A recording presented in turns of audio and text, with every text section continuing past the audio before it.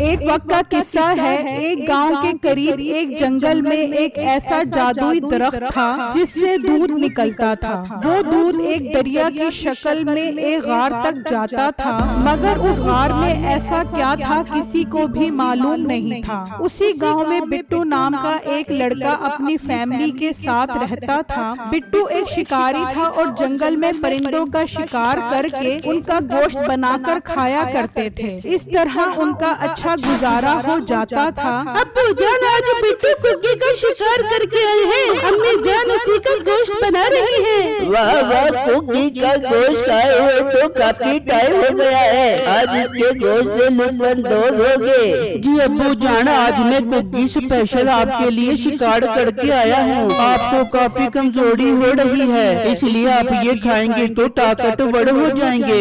ارے بیٹا، کیا تو انہیں اس عمر میں طاقتور چیزیں کھلا رہا ہے؟ انہوں نے کون سی کبڈی کا مقابلہ لڑنا ہے اس عمر میں؟ امی جان کھانے دے ابو جان کو طاقتور چیزیں، آخر آپ دونوں کو اس عمر میں طاقتور چیزیں کھلانا میرا فرض ہے، مجھے اپنا فرض پورا کرنے دو۔ بیٹا، مجھے مرغابی کا گوشت بہت پسند ہے، اس بار تو مجھے مرغابی کا گوشت کھلا۔ جی ابو جان، آپ فکر مت کریں، میں اس بار آپ کو مرغابی کا شکار کیا ہوا گوشت کھلاؤں گا۔ اسی گاؤں میں میٹھے نام کا ایک آدمی اپنی بیوی اور ساس کے ساتھ رہتا تھا۔ وہ بھی پرندوں کا شکار کیا کرتا تھا، لیکن جہاں وہ شکار کرتا تھا وہاں بہت ہی کم پرندے تھے۔ ارے کیا مسئلہ ہے، آج تو صبح سے شام ہو گئی، کوئی پرندہ ہی نہیں ملا، لگتا ہے آج خالی ہاتھ ہی واپس جانا پڑے گا۔ میٹھا تھوڑا آگے جاتا ہے تو اسے ایک تیتر نظر آتا ہے۔ ارے واہ تیتر، آج تو مزہ آ جائے گا تیتر کا شکار کرنے کا، لیکن یہ تیتر تو اکیلا میری ساس ہی کھا جائے گی، کوئی نہیں، ساسو ماں کے لیے کوئی اور مسئلہ حل کرتا ہوں۔ میٹھا بندوق چلا کر تیتر کا شکار کر لیتا ہے۔ چلو جی، تیتر کا شکار تو ہو گیا، اب اپنی ساسو ماں کے لیے گوشت کا مسئلہ بھی حل کرتا ہوں۔ میٹھا تھوڑا آگے آتا ہے تو اسے ایک کوا نظر آتا ہے۔ مل گیا، اپنی ساسو ماں کے لیے گوشت مل گیا۔ میٹھا اس کوے کو مار دیتا ہے اور اسے بھی اپنے ساتھ لے کر گھر کی طرف چلا جاتا ہے اور ان کا بنا کر گھر پہنچ جاتا ہے۔ دیکھ بیگم، آج تیتر اور مرغابی دونوں کا شکار کر کے آیا ہوں، تو ایک کام کر، دونوں کو الگ الگ ہانڈی میں بنا۔ ارے میٹھے، الگ الگ بنانے کی کیا ضرورت ہے؟ دونوں کو ایک ہی ہانڈی میں بناتے ہیں، تیتر اور مرغابی مل کر ایسا ذائقہ بنائے گی کہ بس آ جائے گا۔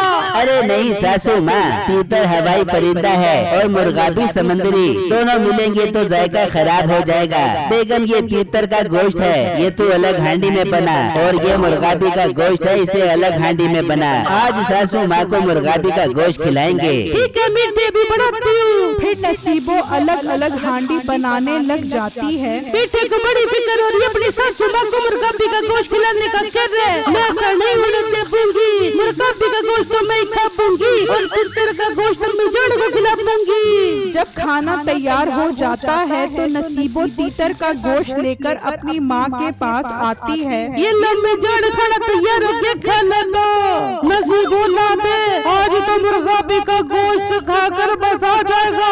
ہاں ہاں امی جان، مرغابی کا گوشت تل تل کے کھا پو۔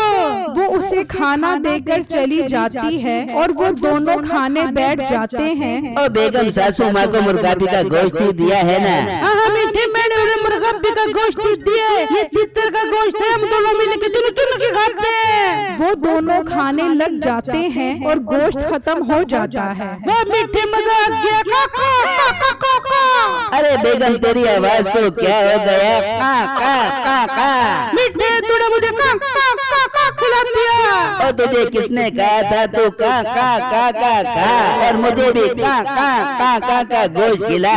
پھر جب رات ہوتی ہے تو وہ دونوں سو جاتے ہیں اور صبح تک گوشت کا اثر بھی ختم ہو جاتا ہے۔ وہ دونوں اٹھ کر گھر سے باہر آ جاتے ہیں۔ میٹھے، کل تو نے بالکل ٹھیک نہیں کیا، میری ماں کو کوا کھلا رہا تھا، اگر میں انہیں بتا دے تو وہ تجھے مار مار کے کبا بڑا دے گی۔ ارے بیگم، ساسو ماں کو بتانے کی ضرورت نہیں ہے، تو فکر مت کر، میں آج دوسرے جنگل میں جاتا ہوں اور تمہیں بطخ کا گوشت لا کر کھلاتا ہوں۔ ٹھیک ہے میٹھے، आज बत्तख का गोश्त लेके आती हूँ, कबाड़ा लेके आती हूँ। फिर मीठा घर से निकल जाता है और दरिया के रास्ते बत्तख को ढूंढना शुरू कर देता है। वो बत्तख की तलाश में इतना आगे आ जाता है कि वो उस जादुई दूध के दरख्त तक पहुंच जाता है। अरे ये क्या, ये कैसा दरख्त है, इसमें से तो दूध निकल रहा है। मेरे तो मजे हो गए। अब तो मैं शिकार को गोली मारूंगा और यहाँ से दूध ले जाकर बाजार में बेचा करूँगा। मगर एक मिनट, ये दूध की नहर आखिर जा कहाँ रही है? मैं ऐसा करता हूँ, जाकर देखता हूँ।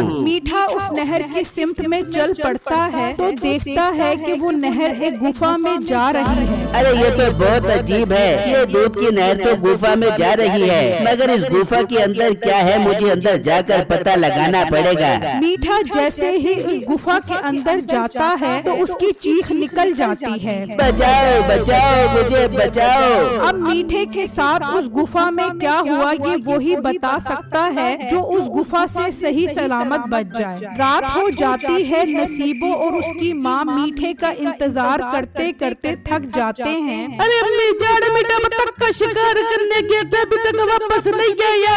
बेटा काम करता है, जंगल में जाकर बेटे को ढूंढता। नहीं अम्मी जान, इस वक्त तो जंगल में जंगली जानवर होंगे, वो हमें खा जाएंगे। मैं बिट्टू के पास जाती हूँ, वो भी जंगल में शिकार खेलता है, उससे बात करके आती हूँ। ये कहकर नसीबो घर से निकलती है और बिट्टू के घर आ जाती है। बिट्टू मेरा भाई, मेरा मीठा जंगल में बत्तख का शिकार करने गया था, रात हो गई मगर अभी तक वापस नहीं आया। तो हम क्या करें? तुमने तो सारी जिंदगी मेरे बेटे को तंग किया है, इसकी दुकान को आग लगा दी, यहाँ तक कि मेरा बेटा शिकार करने पर मजबूर हो गया। हम कुछ नहीं करेंगे, तुम जाओ। नहीं अब्बू जान, ये वक्त इन बातों का नहीं है, मुझे मीठे भाई की मदद करनी होगी। मैं सुबह होते ही जंगल जाकर मीठे भाई को ढूंढूंगा। ठीक है बेटे, मैं इंतजार कर बैठूंगी, तो मेरे मीठे को वापस लेके आ जाती हो। ये कहकर नसीबो वहाँ से चली जाती है। बेटा तूने हमें क्यों भरी? देखा नहीं मीठे ने सारी जिंदगी हमें कितना तंग किया है। अब्बू जान कोई बात नहीं, अगर हम किसी का भला करेंगे तो अल्लाह हमारा भला करेगा। फिर जब अगला दिन निकलता है तो बिट्टू मीठे को ढूंढने के लिए निकल जाता है। वो जंगल में हर जगह मीठे को ढूंढता है, लेकिन मीठा उसे कहीं नहीं मिलता। वो सफर जारी रखता है और आखिरकार वो उस जादुई दरख्त तक पहुंच जाता है। बिट्टू वो दरख्त देखकर हैरान हो जाता है। ये क्या, ये तो बहुत अजीब दरख्त है और इसमें से दूध निकल रहा है और यहाँ तो दूध की नहर भी बह रही है। बिट्टू उस नहर के सिमत में चल पड़ता है तो देखता है कि वो नहर एक गुफा में जा रही है। यार यहाँ तो एक गुफा भी है, मुझे इस गुफा के अंदर जाना चाहिए। बिट्टू कुछ सोचे समझे बगैर उस गुफा के अंदर चला जाता है तो क्या देखता है कि अंदर मीठे का सर धड़ से अलग दरख्त पर लटका हुआ होता है। बिट्टू ये देखकर डर जाता है। बिट्टू मेरे भाई, मुझे बचाओ, जिनने मेरा सर धड़ से अलग करके दरख्त से बांध दिया है। मीठे भाई फिर आप जिंदा कैसे हो? बिट्टू वो जिन बहुत बड़ा जादूगर है और उसने जादू से ही मेरा सर धड़ से अलग कर दिया। अगर उसे खत्म न किया तो वो पूरे गांव वालों के सर धड़ से अलग कर देगा और पूरी दुनिया पर हुकूमत करेगा। मगर मीठे भाई उसे खत्म कैसे किया जाए? बिट्टू मेरे भाई, ये मुझे नहीं पता, वो आने वाला होगा, तुम उसके आने से पहले पहले यहाँ से चले जाओ। बिट्टू देखता है कि वहाँ पर कुछ बोरियां पड़ी होती हैं। मीठे भाई आप फिक्र मत करो, मैं बोरियों के पीछे छुप जाता हूँ और उसके आने का इंतजार करता हूँ। बिट्टू उन बोरियों के पीछे छुप जाता है और कुछ देर बाद वो जिन वहाँ पर आ जाता है।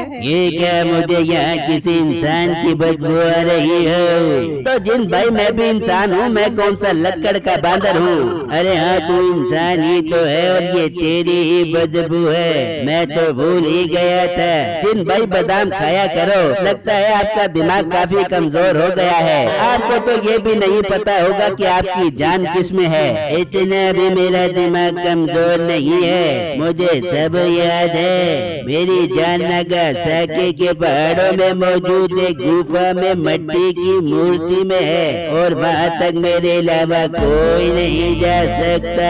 जिन भाई अगर उस मूर्ति को जाकर किसी ने चोरी कर लिया तो आप तो मर जाओगे। नहीं नहीं, मैं ऐसा नहीं चाहता कि आपको कुछ हो। तू फिक्र न कर मेरी, अगर उसे कोई उठाकर भी ले गया तो जब तक वो उस मूर्ति को दूध की नदी में नहीं फेंकेगा उस वक्त तक मुझे कुछ नहीं होगा।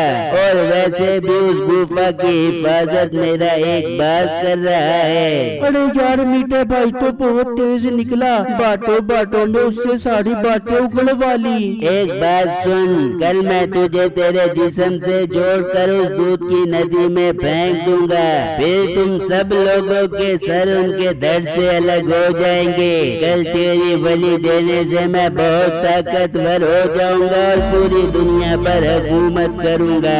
अरे उसका मतलब इसने मीठे भाई को इसलिए पकड़ा है ताकि उसकी बलि से पूरी दुनिया पर हुकूमत कर सके। मुझे जल्दी जल्दी उस मूर्ति तक पहुंचना होगा। मीठे, मैं दूध की नदी में नहाने जा रहा हूँ, अब तू कल मरने के लिए तैयार नहीं। ये कहकर वो जिन गुफा से बाहर चला जाता है और बिट्टू बोरियों के पीछे से निकल आता है। मीठे भाई मुझे समझ नहीं आ रहा वो गुफा कहाँ पर है। बिट्टू, मैंने कल उससे सुना था कि जब वो दूध की नहर में नहाता है तो उसका बाज दरख्त पर बैठकर उसकी हिफाजत करता है और जब वो नहाकर गायब हो जाता है तो वो बाज उड़कर वापस मूर्ति की हिफाजत करने चला जाता है। इसका मतलब जब वो बाज उड़कर जाए तो मैं भी उसके पीछे पीछे जाऊं और उस गुफा तक पहुंच जाऊं। हाँ बिट्टू, तुम्हें ऐसा ही करना पड़ेगा, बस मुझे बचा लो।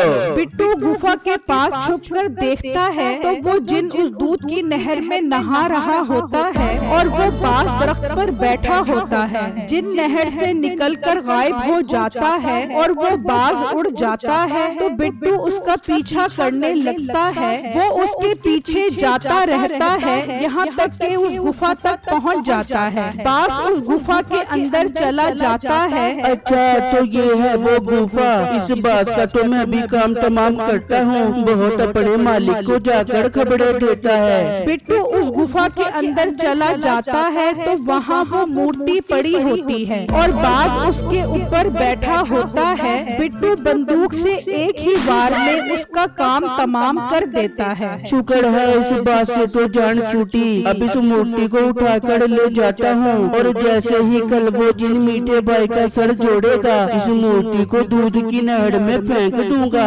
बिट्टू उस मूर्ति को उठाकर वहाँ से ले जाता है और गांव पहुंचकर सब गांव वालों को बता देता है कि किस तरह वो कल जिन सब गांव वालों को मार देगा। बेटा हम नहीं चाहते, हमें बचा लो। बिट्टू मेरे भाई, अब हम सब गाँव वालों की जिंदगी तेरे हाथ में है। तू मेरे मिट्टी को बलि से बचाकर सब गाँव वालों को मरने से बचा ले।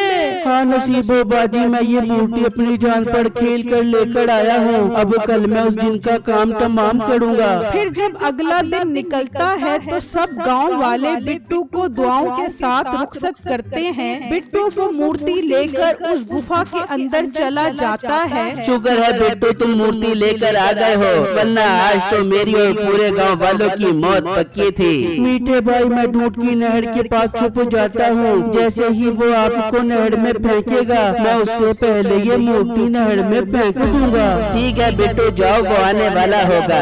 बिट्टू जैसे ही गुफा से बाहर जाता है वो जिन आ जाता है। चल मीठे तैयार हो जा, आज मैं तुझे नदी में फेंक कर बहुत ताकतवर हो जाऊंगा।